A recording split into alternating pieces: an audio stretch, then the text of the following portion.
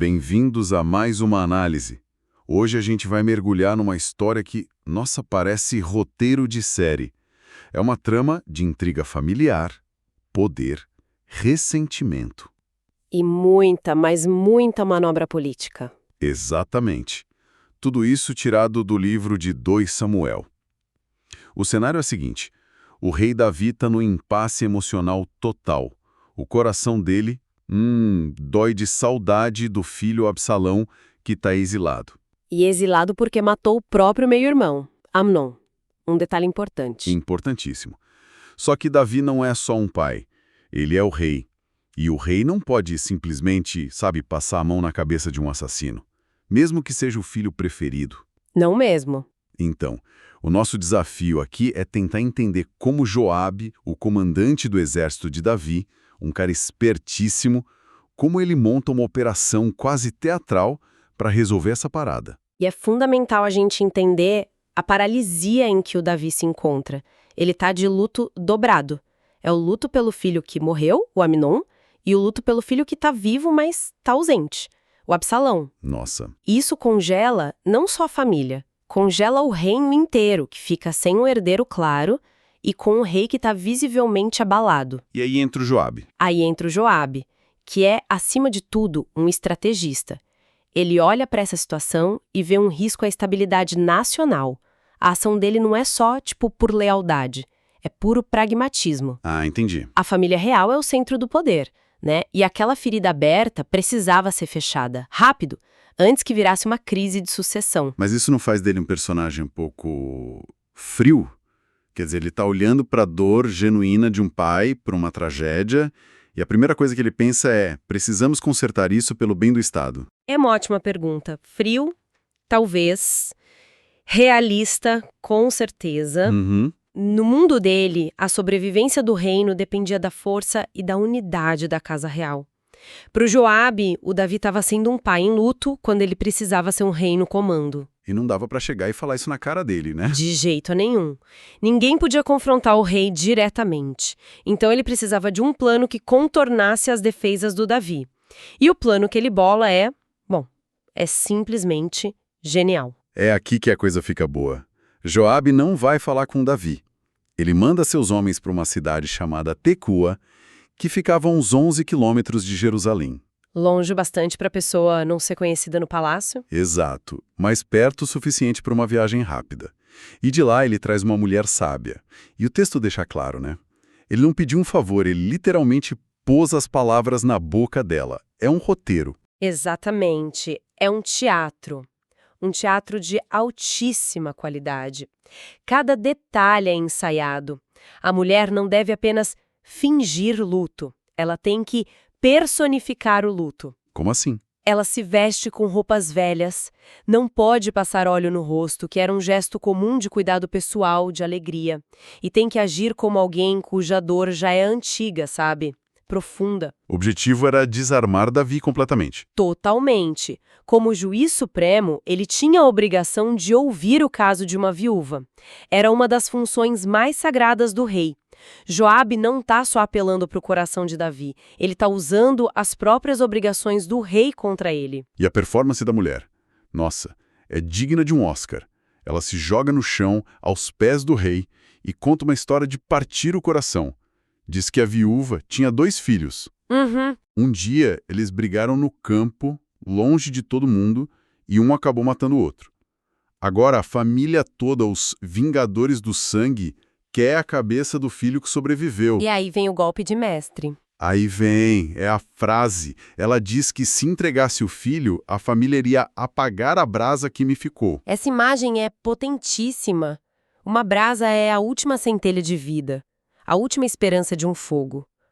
Para ela, o filho era a última conexão com o marido morto, a única chance de o nome da família continuar. O fim de tudo? Apagar essa brasa seria o fim de tudo.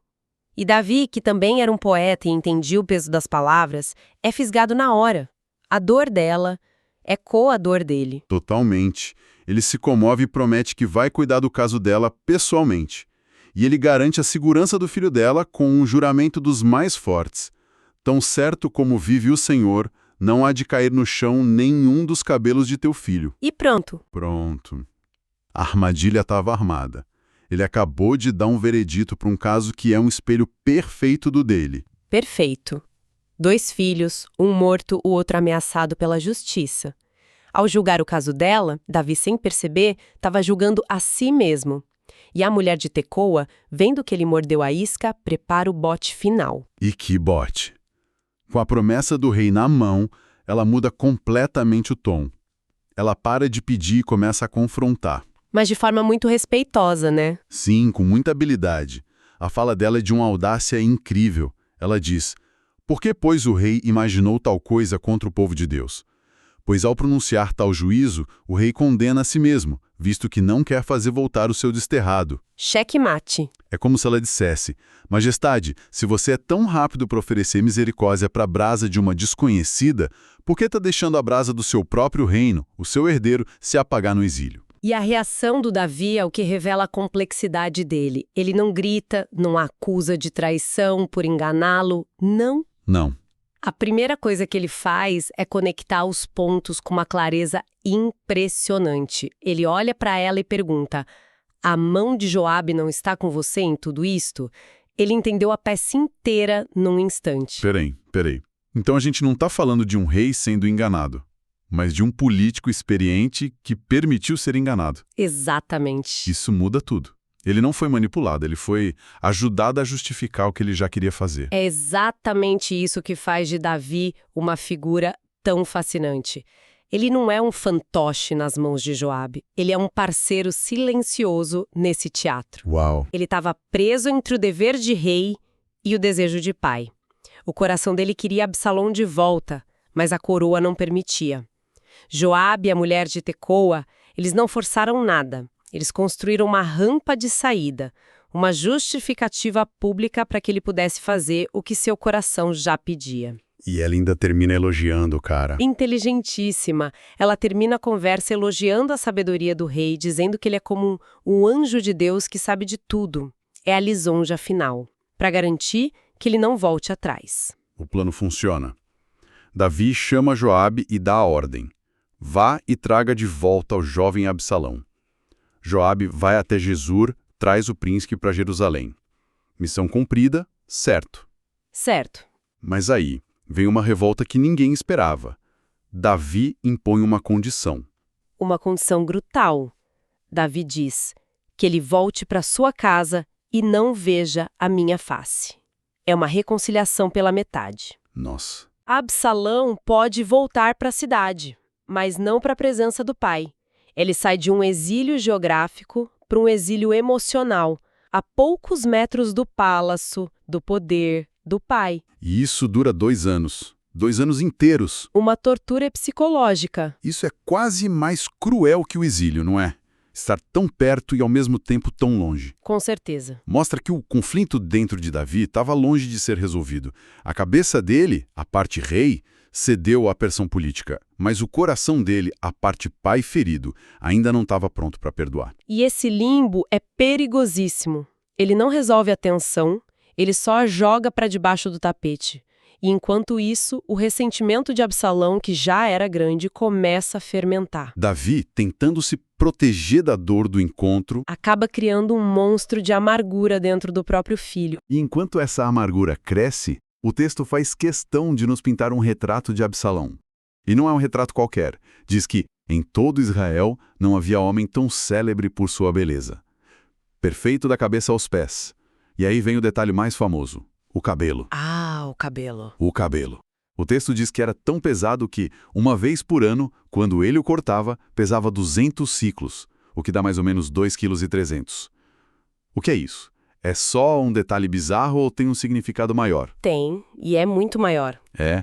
Em muitas culturas antigas, um cabelo farto e forte era um símbolo de virilidade, vitalidade, até de bênção divina. O cabelo de Absalão era sua marca registrada. Era capital político puro. Capital político? Sim. Para o povo, olhar para Absalão era como olhar para um rei saído de um conto de fadas. Lindo, forte, carismático. Ele parecia um rei. E essa figura, a personificação da realeza, estava presa numa espécie de prisão domiciliar de luxo, sendo esnobada pelo próprio pai. Então Absalão está nessa situação, ignorado, ele tenta via diplomática, manda chamar Joabe 1, 2 vezes, e nada. Joabe, o cara que armou tudo para trazê-lo de volta agora, o ignora. Exato. O que faz um homem bonito, popular e impaciente quando é ignorado? Ele apela. E a forma como ele faz isso é chocante.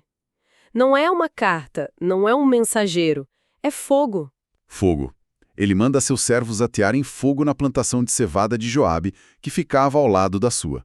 É uma declaração de que a paciência dele não só acabou, como virou cinzas. É um ato de desespero, sim, mas também uma demonstração de poder. É Absalão dizendo: você pode me ignorar, mas não pode ignorar o fogo no seu patrimônio. Eu ainda tenho poder para te atingir. E funciona, claro. Joabe, furioso com o prejuízo, é forçado a ir falar com Absalão. A dinâmica de poder se inverteu completamente. E quando Joabe chega, Absalão finalmente tem a audiência que queria e lhe dá um ultimato para ser levado ao rei. A mensagem é brutalmente direta. Sim. É um ultimato espetacular. Absalão basicamente diz: eu voltei do exílio para quê? Para ficar trancado? Era melhor ter ficado lá. Então é o seguinte, ou o rei me recebe de verdade, ou, se eu ainda tenho alguma culpa, que ele me execute de uma vez. Chega de meio termo. Ele força a mão de Davi de um jeito que ninguém mais ousaria. Ele joga toda a responsabilidade no colo do pai.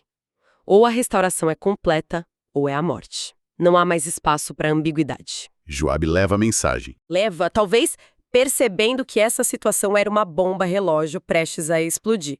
E Davi, finalmente, cede por completo. A cena final do capítulo é muito poderosa. Davi manda chamar Absalão, ele entra, se prostra com o rosto no chão, um gesto de submissão absoluta, e então o momento que selaria tudo. E o rei beijou Absalão. O beijo. Nas culturas daquela época, o beijo de um rei não era só afeto, era um ato político. Um sinal público de perdão total e restauração completa de status. Então, para quem estava de fora olhando... Para todos os efeitos, a crise acabou. O príncipe foi perdoado, a família está reunida, o reino tem seu herdeiro de volta ao palácio. A paz foi selada. Mas foi mesmo. Depois de tudo o que a gente viu, a manipulação do Joabe, a reconciliação forçada, os 2 anos de ressentimento, a chantagem do incêndio... Um beijo apaga tudo isso? Parece frágil demais. Exato. A restauração foi formal, mas foi emocional. As feridas foram cobertas com beijo, mas será que cicatrizaram por baixo?